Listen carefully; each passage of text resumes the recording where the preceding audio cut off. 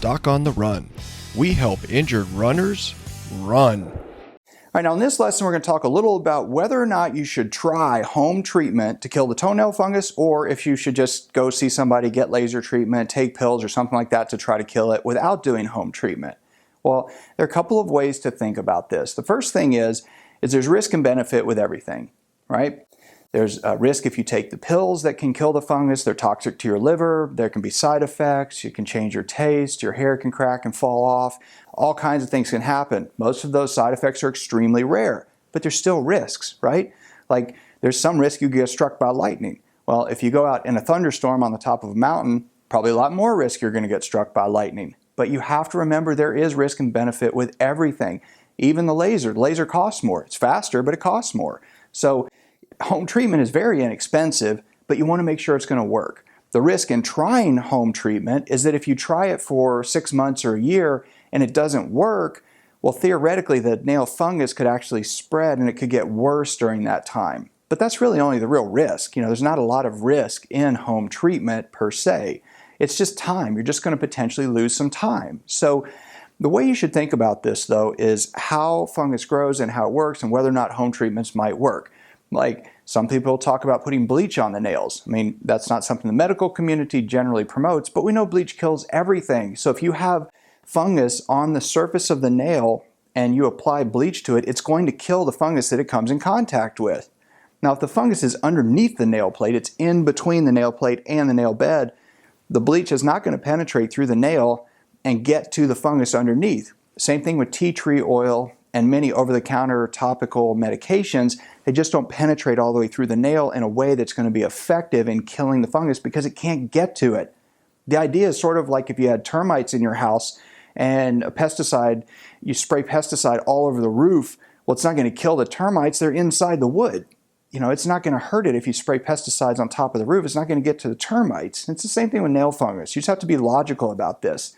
But if you have damage that only appears to be on the surface of the nail, you probably don't need to do laser treatment or one of these other treatments like taking pills. You could probably just get some topical antifungal solution from the pharmacy, apply it to the nail, apply it a couple of times a day, watch it, monitor it, take a picture of it, make sure it's improving over time because you're not going to see an improvement day to day. But if you take a picture and you notice that it's improving, then you know you're on track. You could save a lot of money. It's a little bit tedious because you have to do it repeatedly, but that still is something true of nail fungus treatment from all the other methods. If I came to your home and saw you to do laser treatment, one of the things I would have you to do, and one of the things that I think actually contributes to high success rates in treating nail fungus with a laser, is I give a topical antifungal solution to you at the time I come to your home to do it, to put on the nail to protect it against reinfection.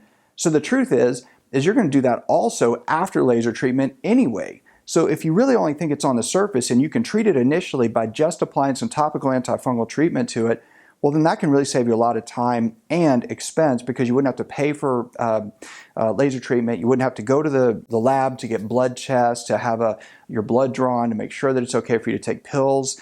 If you want to take oral antifungal medications in the form of pills, it can save you a lot of time, trouble, and expense. So in my mind, there's very little risk in you trying home treatment at home. But you want to do two things. One of them is you want to make sure that you monitor your progress. Take a picture, save the starting sort of before and after so you can compare as you go along to see whether or not you're making progress. If you're not making any progress, you can always switch and do laser treatment or medications to treat the fungus later. But you want to know whether or not you're making progress. Document it, keep track, measure it, do something, but keep track so that you can tell whether or not it's actually improving when you treat it on your own. Then you can make a call later about whether or not you want to try a different treatment. Now, on the flip side of that, if you look at it, the nail's thicker, it's crumbling, it's cracking, the damage is clearly underneath the nail. You can see these splotchy areas where it's clearly damaged under the surface of the nail.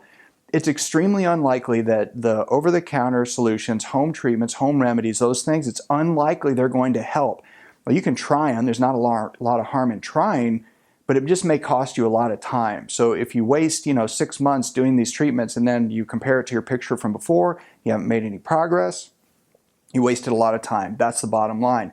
You can still get it treated the other way, but you're just going to have more damage, and you have to wait for that damage to grow out before you actually get the clearer nails that you're looking for. So you have to make a decision about how long you want to wait and whether or not you have the time and you're willing to put in the effort of just trying the home treatment. But in most cases, there's not that much risk in doing home treatment on your own first.